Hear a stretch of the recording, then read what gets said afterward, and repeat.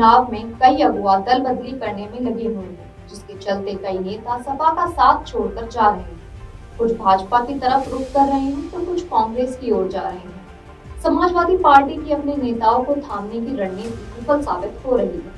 पूर्व मंत्री संजय गर्ग बुधवार को लखनऊ में सपा छोड़कर भाजपा में शामिल हो गए।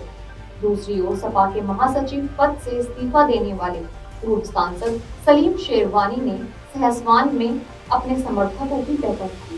बैठक में तय हुआ कि वे सेक्युलर सोच के उम्मीदवारों को समर्थन देंगे, भले ही वह किसी भी दल का हो। समाजवादी पार्टी में असंतोष के स्वर पिछले साल नवंबर से ही सुनाई देने लगे थे, जब खीरी संसदीय सीट से 2 बार सांसद रहे कद्दावर नेता रवि प्रकाश वर्मा ने सपा की प्राथमिक सदस्यता से इस्तीफा दे दिया था। वह पार्टी के राष्ट्रीय महासचिव थे। उसके बाद हाल ही में जब सपा ने राज्यसभा चुनाव के 3 प्रत्याशी उतारे, तब यह असंतोष भगदड़ में तब्दील हो गया। सपा के राष्ट्रीय महासचिव और एमएलए स्वामी प्रसाद मौर्य ने पीडीए की उपेक्षा का आरोप लगाते हुए पार्टी और विधान परिषद से इस्तीफा दे दिया। सपा में स्वामी प्रसाद मौर्य और विधानसभा में पार्टी के तत्कालीन मुख्य सचेतक मनोज पांडे दोनों ही विपरीत ध्रुव की तरह माने जाते थे। ये दोनों एक दूसरे को भाजपा का एजेंट बताते थे, लेकिन राज्यसभा चुनाव के दौरान इन दोनों नेताओं ने सपा से अलग रास्ता अपना लिया।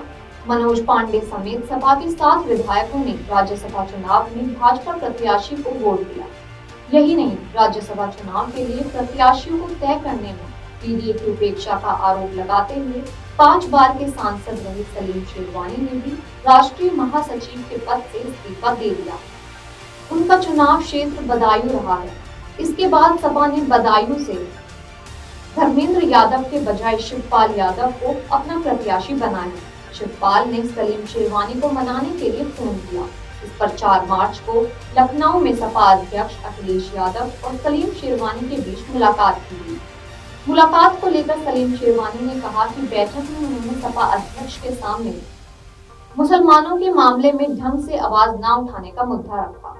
सलीम शेरवानी का यह भी कहना है कि अखिलेश से हुई बातचीत से कोई समाधान नहीं निकला। मुलाकात के बाद शेरवानी ने बुधवार को सेक्युलर फ्रंट के तहत सहसवान में अपने समर्थकों के साथ मंथन किया।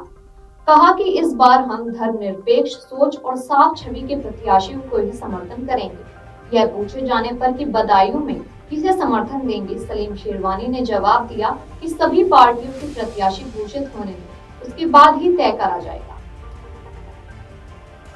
इन सबके बीच सहारनपुर नगर सीट से विधायक रहे संजय गर्ग के साथ छोड़ने से सपा को पश्चिम में झटका लगा है। वे अपना पिछला चुनाव भाजपा प्रत्याशी राजीव गुंबर से हार गए थे, जिसके बाद से वे सपा में हाशिए में चल रहे थे। देखा जाए तो जब से पार्टी ने राज्यसभा चुनाव के लिए उम्मीदवारों को घोषित किया है, उसके बाद पार्टी का संकट कुछ ज्यादा ही बढ़ गया है। पार्टी ने जया बच्चन, लालाजी सुमन और रिटायर्ड एआईएस अफसर आलोक रंजन को टिकट दिया था।